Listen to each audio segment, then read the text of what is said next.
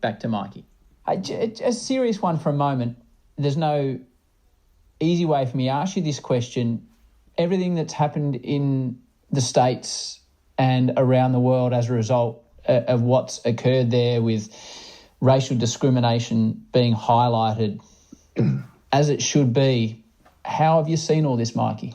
It has been very disturbing. I've gotten into many conversations, arguments with people. Some of them are, as I said, conversations. Some are arguments. Got a little bit more than a conversation about the entire topic and about the entire situation. And this thing has been going on for too long, Howie. You know, people don't talk about there's nothing called white privilege. There is. And don't care what anyone says. I just read another article that someone sent me who's trying to argue with me that they have received nothing because they are white, so they have nothing to be guilty of. It's not about receiving anything physically. It is about treatment. That's all we are talking about, the treatment of human beings. A black person in America gets pulled over on the road probably 4 or 5 times more easily than a white person in America. And not for breaking a law. Just gets pulled over because he's black. That is what I'm talking about, white privilege. A black person goes into a store in America and one of the employees follows that person around the store to see what they are doing and seeing if they're pushing anything into their bag. It does not do a white person. That is white privilege I'm talking about. I'm saying that because you're white, you get into a university easier than a person. We're talking about just certain privileges that come automatic. If you remember the scenario, this proves it so much. The scenario of that lady in Central Park with her dog, that made world news. Everybody would have known about that. Where the black man, the African-American, said to her, could you please put your dog on a leash? That's the law. Please don't come close to me. Sir, I'm asking you to stop recording me. Please don't come close to me. Please take your phone off. Please don't come close to me. I'm taking pictures and calling the cops. Please call the cops. I'm going to tell them there's an African-American man threatening my life. Please tell them whatever you like. I'm sorry, I'm in a ramble, and there's a man, African-American, who has a bicycle helmet. He's recording me and threatening me and my dog. And she threatens this black man to call the police, saying that he is threatening her life. Now, how can he be threatening her life just by asking her to put a leash on her dog, which is the law? But because she is white and she knows the strength of her whiteness in the society in which she lives, she knows that if she calls the police 9 times out of 10 or 98 times out of 100, the police officer is going to be white and the black man is going to be guilty until proven innocent. She knows that. That is why she has threatened this man with her white privilege. And that is disgusting as far as I'm concerned. And if anybody doesn't believe that there's something called white privilege and it might be implicit, they have got to that scenario and they should understand. If they don't understand, they don't want to understand. Can I ask you, Mikey, from your own personal experience, how does one feel when one is racially vilified?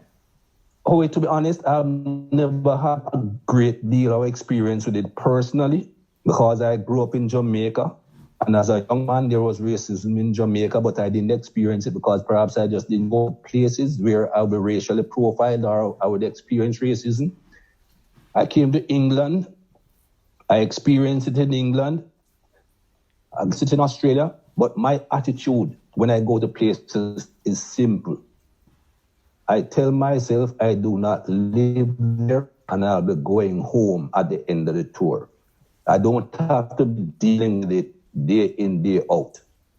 The more times that I've toured, England in particular, I start to change my attitude towards it because I thought to myself initially, selfishly, I don't have to deal with this. I'll be going home in September. Mm-hmm.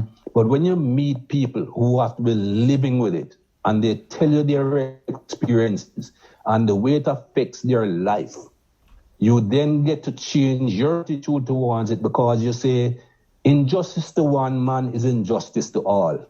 So you join the boat. And that is how I started to look differently. It has been going on for so long that people don't even realize what is happening to them. There was, I just finished doing, not when I say just a few days ago, a video for Sky about racism that is going to be shown lunchtime, first day of the first statement. And I spoke a lot about that. There are examples. A lady, a black lady in America, living in her car, had her daughter that she would get into a particular school that she thought was a good school for her daughter to go to. She used a friend's address because you know the zonal situation in the US. If you live in this zone, you go to that school. She used her friend's address to get her kid into a different school, the one that she would normally go to. The authorities found out. She was arrested, tried. She got 5 years in jail. 5 years in jail for just using someone's address because she wanted to get her kid into a good school. Look at what happened to those white, rich Hollywood people. They didn't just use a fake address. They got people to take exams for their kids. They got people to fake things so that they could get into specific universities. And what has happened to them? A little tap on the wrist, a little knock on the knob. That's one example. That is clear. How can those iniquities be allowed to continue? Can those things, a young person growing up and knowing that as a black person you're going to face all these things, it's going to affect your mind. It doesn't just affect the black person's mind, it affects everybody's mind. Howie, I'll tell you something. Yep. I intend to talk about this during the test series as well. There was an experiment or a study, you might want to call it, that was done at Yale University in 2016. And they told the 130 preschool teachers, they're going to show them a video with some kids, and they must try to observe which kids are misbehaving. Just look for bad behavior. This video included black boys, white boys, black girls, white girls. This is 2016 now, not a long time ago. They showed the video to these 130 preschool teachers. And they use advanced eye technology to watch the eyes. In the start of the video, where did the eyes go? Immediately to the black kids. No child misbehaved in the video, but they didn't tell them that. They just told them, watch this video and look out for bad behavior. Automatically, within their minds, their eyes gravitated towards the black kids in the video. What does that tell you? That it's automatic, it's embedded, it's in the DNA. And not because they are racist, but because of what is happening around them. When they finish the study, people can go and check this. This is not false. They can go and Google it. 2016, Yale University. When they revealed the answers to the teachers. Out of the 130 teachers, one teacher said that they do not want the results published. The other 129 teachers were all embarrassed about what had taken place. So they were not explicitly racist. They didn't think they were racist in any way. But because of the society in which they live and because of what happens around them, it is conditioned in their minds.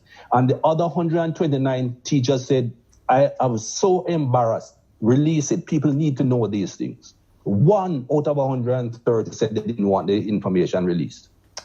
That is just basic. And this, again, is not explicit racism. It's the society that has conditioned. Nobody is born a racist. No one is born a racist. But the conditions that you grow up in, the society in which you live, the environment around you, puts things in your mind. Without you, it's like osmosis. You don't even know it's there. So It's a tremendously sad thing to think about that, what you're describing. So I don't know if you can answer this, Mikey. As a father of young children and a husband, I'm one bloke. What can I do?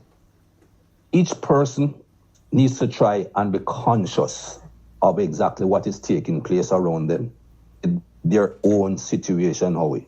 You have kids growing up, you teach them the right thing. Teach everyone that you come across the right thing, not to condition yourself to look at somebody, their external features. The world that we grew up in, we were all brainwashed. The world that we grew up in, we were made to know, not just believe, to know, because that is what it's all about, brainwashing you, to think that white is right. Religion, Howie, are you a Christian? I'm not highly religious. No, me neither. But when you went to school, they taught you about Jesus Christ. Yep. Blonde hair, blue eyes. Where in the hell is a blonde hair, blue-eyed man coming from the Middle East? But that is what they put into your head to condition you. Everything is about that. And until we can get people to understand that lots of things that people of other colors and other races and other denominations did, which were good, we are not going to get this playing field level. An alcoholic has to accept that he's an alcoholic before he can get treatment and get cured. Again, I go back to white privilege. A lot of white people tell you that there is nothing called white privilege. Absolute rubbish. And if they do not believe it, they will never be cured. Thanks for your explanations. And I hope they make sense to you. well, they do, but I need to digest them, Mikey. I need to, there's a difference between listening and listening, you know what I mean? And hearing and really understanding, I guess. However, people can't understand things unless they actually get into other people's shoes. Because you walk past a man on the street, a homeless person on the street, and you think to yourself, well, he's homeless. But you don't understand what that homeless person is going through. You cannot understand it. No. A lot of people don't really understand.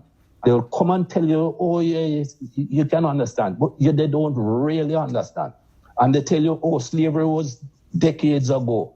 Get over it. You don't get over those things that easily. And if the conditions around you still are like slavery, you don't get over it that easily. And you hear people talk about, talking about black power. And this is not about black versus white. This is black versus racism. And no black person I know of is trying to say that they are better than any white person. We just want equal justice, equal treatment. That's all. And when you talk about Black Lives Matter and people come back to you and tell you, oh, all lives matter, or white lives matter, you know what I say to them? There's abundance of evidence that white lives matter. There's not a lot of evidence that black lives matter. And that's why we say black lives matter.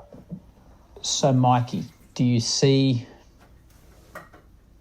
a path that the world will take where we can improve this situation or not?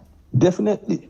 I think a lot of people are now waking up to the situation. You will look around the world and see the people that are marching and the people that are demonstrating. Once upon a time, 90% were black faces. Now it's almost even. It's almost 50-50. So people are waking up. People are seeing what is going on and people are objecting to it. Big companies are getting involved. Big companies are spending a lot of money. The company I work for here in England, Sky, they have dedicated $30 million towards the cause, to see whatever they can do towards the cause, to make people understand that we are all human beings, we are all the same. Big companies in the US are getting involved. So I am hopeful. I'm not going to tell anyone that it's going to happen overnight because, as I said, the conditioning in the mind is difficult to perceive and to understand and to get over. That same study, I'll tell you something about that study at Yale again. Yeah. They also did a study of teachers and their approach to kids that they are teaching. Black teachers are a lot more critical and hard on black kids than they are on white kids. You know why? No. Because the black teachers have been through it. They know what it takes as a black person to achieve anything in this world. So they are trying to condition the black kids to let them understand that their standards, their punctuality, their effort, their whatever they are doing has got to be greater than normal to achieve. And that is why, and again, I'll tell anyone, if you don't believe me, check it out. So, Mikey, the last thing I'll ask you about this, you've been so good with your time. This discussion we've been having about racism, the whole topic, how does it make you feel? Is it make you feel angry, upset, scared, frustrated?